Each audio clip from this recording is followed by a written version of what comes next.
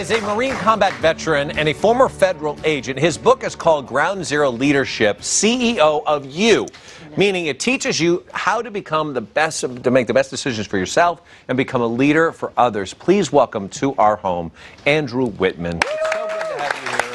It's so pumped to be here. This is so much fun. We are so pumped that you're here. Well, hang on. I want to get to the brass. I want to know how to be a leader. A federal agent, or? I want to be a leader. Okay. Just a leader in general. But you say I need to get a hold of the board of directors. Yeah, Of ourselves. Meaning what? What does that mean? You know, I'm going to have a decision between me, myself, and I. Yeah, exactly. I like that. Yeah. So your board of directors, you know them as your body, your mind, and your emotions. And so I always ask when you have a boardroom meeting, who usually wins the vote, the body, mind, or emotions? And My wife. Right. Yeah. So, but you know, so if you ever make an emotional decision, we always ask, how'd that work out? Yeah. So you say when you're faced with a tough decision, you have to ask yourself, how do I do that? Yeah, how would I do it? Well, so what we found out in cognitive neuroscience in like the last decade is that the brain is the original search engine. It has to answer a question. So, so just do an experiment, see if I'm right. Okay. No matter what I say next, do not recall this information. What's 2 + 2? Stop it. What color's come on, the sky? I already did it. I know, right? Did it. So, you know, I did it. Well, it's the ultimate computer. It is. So here's the thing, right? So if you ask a bad question, what kind of answer are you going to get? A bad answer, right? So what we want to do is ask a better question. And a better question, instead of saying, I don't know how to do something or I can't, so which shuts the engine off from searching, we want to say, how would I do it? If it could be done, how would I do it? And so your brain will go to work and find the information of how we could do it. That's so interesting. Yeah. A lot of negative self-talk can happen in one's life, right? I know, right? We deal with stuff That's like very that all bad. the time. But we learned it from the time we were kids, right? So what happens when we're learning to cross the street? Our mom and dads tell us, look both ways to cross the street. Well, why? So we don't get hit. So we don't get hit, right? So what we found out in neuroscience is that when you say don't, and anything after the don't, the brain chops don't off, and whatever's left becomes a new target. Wow, that's why they Really? Like, don't think of a pink elephant, stop it. Oh. No! Right? So, we've been teaching our kids, like, don't spill the milk. So instead, and then the target is spill the milk. Right, you see this in the store all the time, right, where the crazy toddlers are running the show, and the parents are like, don't touch that.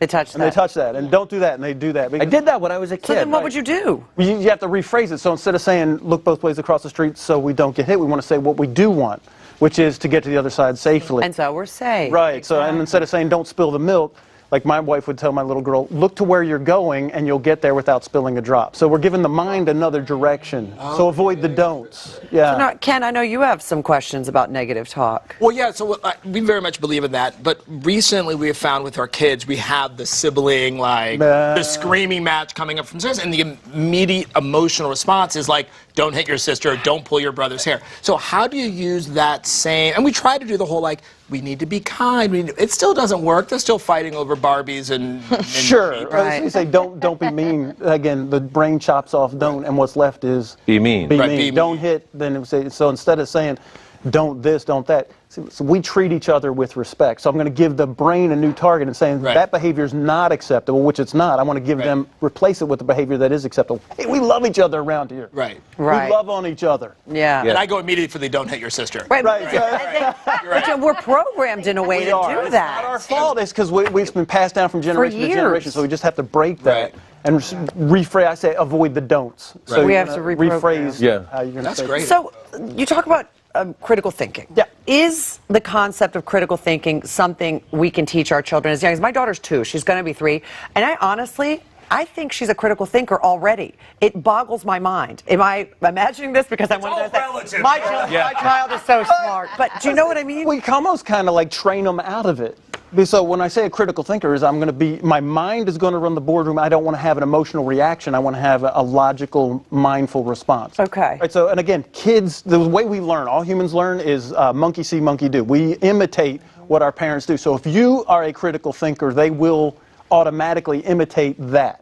Is a critical thinker just being critical of yourself? No. So critical thinking is, so what I want to do is I want have evidence when I make a decision. So a critical thinker would say, I'm going to cross the street for a specific reason. There's a target, and that's the biggest thing you can teach your kids is what is it that they do want, not what they don't want. Right. Clarity. So a lot of kids, we spend all of our time thinking what we don't want. And we do this all the way through high school and college. We do it called career elimination, target elimination. I don't like that, I don't like this, I don't like that. How many years did you waste when you could have spent time on the front end saying what it is that you do want. That's the biggest thing for a Yeah, because I've always said sometimes it's just important to know what you don't want to do. Because you may sit back and go, I don't know, I don't want to do, what do I do? I don't know what to do. Well, what don't you want to do? Well, I don't want to sit in an office cubicle all day. Okay, great. Check off. Right. You know, we don't have to go that way. Right, exactly. You want to be outside. I would like to be outdoors. I don't know, maybe, you know. But let me ask you this, so off the script here, but I'm trying to teach my kids, you know, I don't want to impose my belief system on them in the sense like, this is what I do, and it took me this many years to figure out my beliefs. Right. I'll share them with them, but I don't impose them on them. Right, so this is what we teach is a process of how to think your thoughts.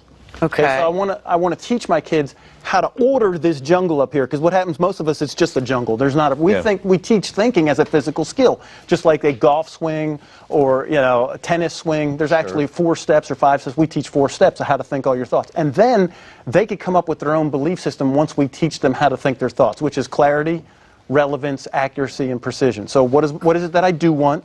Relevance, is this helping me or hurting me get to my target? Yeah. Accuracy, we're getting in deep, but is this a fact or a truth? Because facts are just pieces of information. Truth is my perception of what just happened. And when I can separate those 2 things out, then I can decide how I want. And then the P is precision. Once I make a thing a fact, can the fact be more exact? I'm moving from a truth column, this is just my opinion, to this is actual factual information, and then can I drill this down even further? If you teach your kids how to do that, they can come up with their own beliefs. And so which are really going to ground them. Right, and they're vetted. So the reason that people are so freaked out all the time and yelling at each other is because their beliefs aren't vetted. Which I've never said this to my kids, and yet I heard it growing up all the time. Because I said so. Yeah, that's just the word. That doesn't fly on my... It doesn't work. Once you teach your kids this, though, you can never get away with saying that again, though. Yeah. Exactly. They'll call you on it. Kim, I know that you really do stand by this belief system. I do. With Hunter, you did it when he was looking for schools. Yeah. You know, he started very young, showing kind of signs of wanting to do entrepreneurial stuff. There we were looking at USC, and he showed an interest in business. And, you know, we really narrowed things down because he had offers to go to lesser schools for football, but he wanted to go to business. So we did almost exactly what you said. We looked at the target. He can go to these lesser schools and play football, but they don't have a good business program. It doesn't get him where he wants to go. The alumni isn't strong, and the contacts aren't great, and they're in wherever. He wants to have a business in California.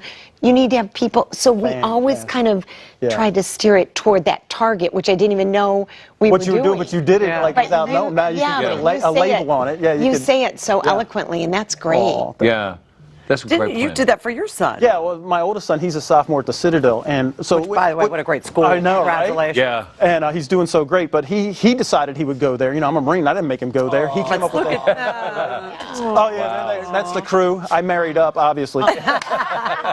And but he decided in 6th grade that he wanted to be like Tony Stark. Oh, right. So he wanted to be. That's not a person. Right, but for him that was who he wanted to be like. So he Iron Man. I want to build stuff like Iron Man suits. I said, well, you can do that. All right. So but what do you have to do? So once his target was that, then we just fill in and everything self-populates. So then you need to be mechanical engineering. So you let him fulfill that dream. What he was a young kid when he said 6 years. Yeah, he was 6th grade. 6th grade. Yeah, and I had him write it down. So he has this, and all my kids do this. We have this journal where they write down, and his plan goes out to almost 150 years. Because I told him, I said, you know, Tony Stark, his dad handed him something. I'm not handing you. Right. There you go. So you're gonna you might have to hand it off to your kid. How cool. You know. So and then all this stuff self-populates. So now it's mechanical engineering. If I want to do like military tech, I need to go to a military school. Yeah, these are the so So they're all just like what you guys do. I just love the idea that your goal can be beyond what you could potentially accomplish, and just simply putting like the parts in motion, like in this life, and knowing that it can continue, that you can have like dreams bigger than Absolutely. It's just like hang You on a can second. literally be anything you want to be. You just have to put all the steps. Okay, so hang on. in a Then row. if he said he wanted to be Tony Stark, you can be anything you want to be. Yeah. When Avery was small, he told me he wanted to be a dinosaur. Where do I go with that?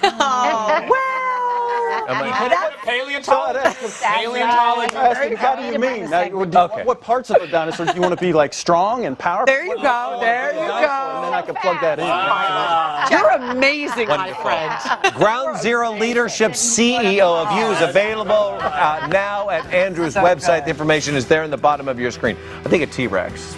T-Rex. Like All right, Daddy. come on.